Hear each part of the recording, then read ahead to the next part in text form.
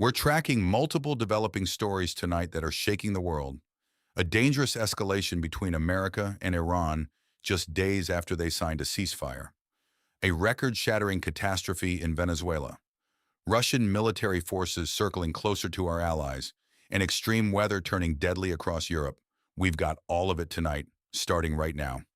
Before we jump into today's news, hit that subscribe button right now. In just a few minutes, we'll bring you the biggest stories from around the world, so you stay informed without wasting hours scrolling through the news. One short video, all the headlines that matter. Subscribe now and stay one step ahead. U.S.-Iran tensions and ceasefire violations. Danger is escalating in the Middle East tonight, just days after the United States and Iran agreed to stop fighting. We're talking about a direct military exchange that threatens to unravel the entire ceasefire agreement. Here's what happened. A merchant ship called the Ever Lively was hit by a drone in the Hormuz Strait. The United States says Iran was responsible. In response, American forces struck Iranian targets. We're talking about facilities storing missiles and drones, plus coastal radar stations. The Pentagon calls this operation a direct response to Iranian aggression. But Tehran is fighting back hard.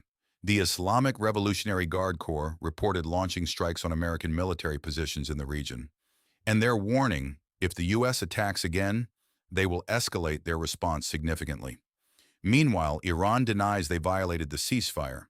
They're claiming the Hormuz Strait is under their control, and they have the right to monitor shipping in that area.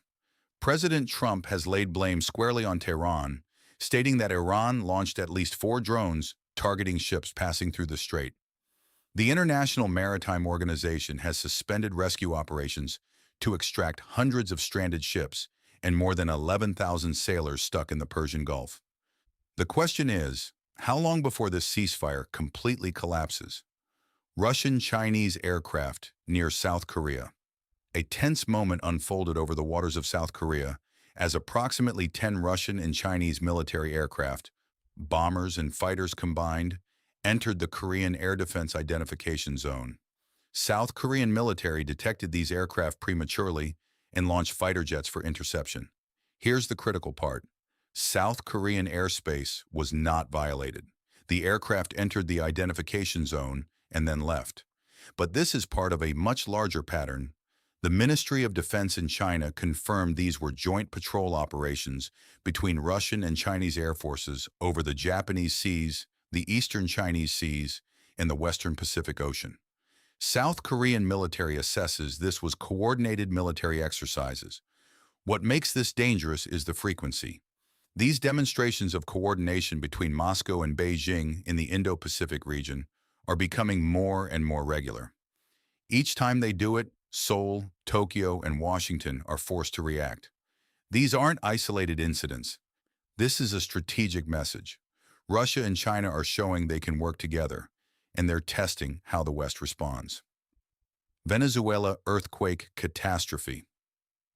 A massive earthquake has devastated Venezuela, and the death toll is climbing rapidly. We're talking about nearly 1,000 people dead, more than 3,000 injured, and approximately 50,000 people unaccounted for. The powerful seismic event struck on Wednesday, and authorities confirm this is the strongest earthquake to hit the region in over a century. Emergency response teams from Mexico, El Salvador, and other nations are being deployed to the hardest-hit areas. The United Nations estimates the direct damage could exceed $6.5 billion.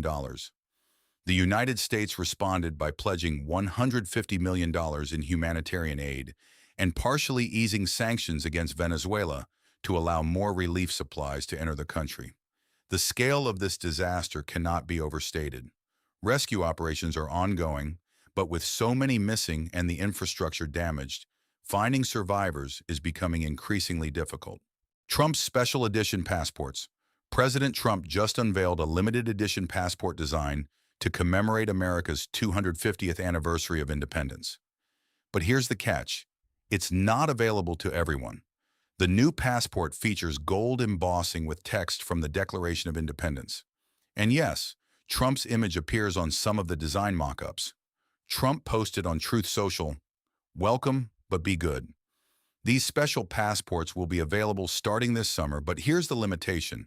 The production run is strictly limited. Only U.S. citizens will be able to apply, and initial availability is restricted to the passport agency in Washington, D.C. This is a collector's item move. Not everyone will get their hands on these. If you're thinking about grabbing one, you'll need to get to Washington to apply. Oil prices. Plummeting oil markets are sending a critical signal tonight. Just 1 week ago, everyone was talking about oil hitting $100 per barrel. Tonight, Brent crude is trading below $73. Here's why this matters to your wallet. The market rapidly understood that fears about oil supply disruptions were overblown. The risk level was much lower than initially expected. For everyday Americans, here's the takeaway. Lower oil prices mean less inflation. They mean cheaper transportation costs, and they signal good news for the global economy. If oil stays down, your gas prices should follow. Your heating bills could ease. Shipping costs for products you buy will decrease. Energy markets are watching every development in the Middle East. If that ceasefire between the U.S. and Iran holds, we could see even more pressure on prices downward. Russia military escalation discussions inside. Russia, nationalist circles are pushing for something dangerous. Abandon negotiations with the United States completely and shift to an exclusively military strategy. According to Reuters reporting, these groups are discussing expanded strikes on Ukraine. They're talking about attacking government buildings in Kiev. They're discussing liquidating Ukrainian political leadership. They're proposing strikes on European companies producing drones. And most alarming, they're discussing the possible use of tactical nuclear weapons. But here's the critical detail. Russia's government has not publicly endorsed these positions. Putin is maintaining a different stance. He's choosing diplomatic language, suggesting that Europe's political situation will change over time, and eventually leaders willing to negotiate with Russia will come to power. The Kremlin appears to be walking a tightrope. There's massive internal pressure toward escalation. But Russia is still trying to keep diplomatic channels open, betting that time is on Moscow's side. EU oil ban debates. European nations are deeply divided over Russia oil policy, and it's blocking progress on sanctions. Latvia, Lithuania, and Estonia are calling for a complete ban on Russian oil imports. Poland has gone further. Warsaw intends to completely stop buying Russian oil by the end of this year. But Brussels isn't convinced this timeline is realistic. Here's the conflict. Smaller nations bordering Russia say we can't slow down. We need action now. But other EU members want a smoother, slower transition. In Brussels, they're not afraid of fuel shortages. They're recognizing the market needs time to restructure. That transition period is becoming the main dispute. The European Union is preparing another sanctions package against Russia, but reaching agreement is proving extremely difficult. Some countries propose fixing the price ceiling for Russian oil at $60 per barrel. Others want to keep the current price cap. Shipping nations are cautious because they fear consequences for sea transportation. This division is weakening Europe's ability to respond forcefully to Russian aggression. Germany's record heat wave. Germany just experienced something unprecedented, a temperature that shattered records and caused infrastructure to literally melt. On Friday, June 26th, Germany recorded 41.3 degrees Celsius. That's over 106 Fahrenheit. This broke a record that had stood for 6 years. The heat is so extreme that highways are failing. Asphalt on the A2 Autobahn simply cracked and buckled. Approximately 30 vehicles were damaged, and 2 people were injured. On Highway A93 in Bavaria, the same catastrophic damage occurred. In Thuringia, road crews deployed winter equipment. Salt trucks are now spraying water on asphalt to prevent it from softening and deteriorating. Rivers are suffering too. Water in the Rhine and Moselle rivers reached 27 degrees Celsius. That's critical for the ecosystem and shipping commerce. The heat wave is predicted to ease next week, but forecasters warn of severe storms, torrential rains, and even tornado risks. This isn't normal summer weather. This is extreme climate volatility. Heat-related deaths surge. The human toll of Germany's heat wave is becoming tragically clear tonight. In Cologne, rescue teams had to extract 7 people from upper-floor apartments in critical condition. Their body temperatures exceeded 42 degrees Celsius. That's dangerous territory for human survival. In central Berlin on Saturday, the demand for car-sharing vehicles with air conditioning was so high that every single vehicle was booked. Queues at public swimming pools across Germany stretched for kilometers. People are desperate to escape this heat. The German Medical Association has openly accused the government of failure. Their statement, "For years officials promised to prioritize heat protection. For years nothing was done." Doctors are sounding the alarm that the healthcare system is being strained by heat-related emergencies. This isn't just discomfort. This is a public health crisis unfolding in real time.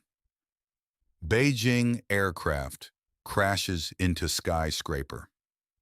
A small sports aircraft has crashed directly into one of Beijing's tallest buildings, and the incident is sending shockwaves through China. On Saturday in the Chinese capital, the light aircraft collided with a high-rise tower. Video footage from social media shows debris falling from the building. Authorities immediately evacuated the entire structure. The pilot is confirmed dead. More than 10 people have been injured. But here's what we don't know yet. The cause of the collision remains unknown. Chinese authorities have not commented on the incident. This happened on Saturday during the recording of this broadcast.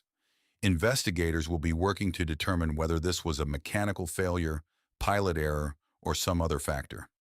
In a densely populated city like Beijing, an aircraft hitting a skyscraper represents a significant danger to public safety. Those are your top stories tonight. From escalating tensions in the Middle East, to military posturing in Asia, to natural disasters and extreme weather, to significant policy changes here at home, it's a night of major developments reshaping the global landscape. We'll continue monitoring these stories as they develop. Thank you for watching.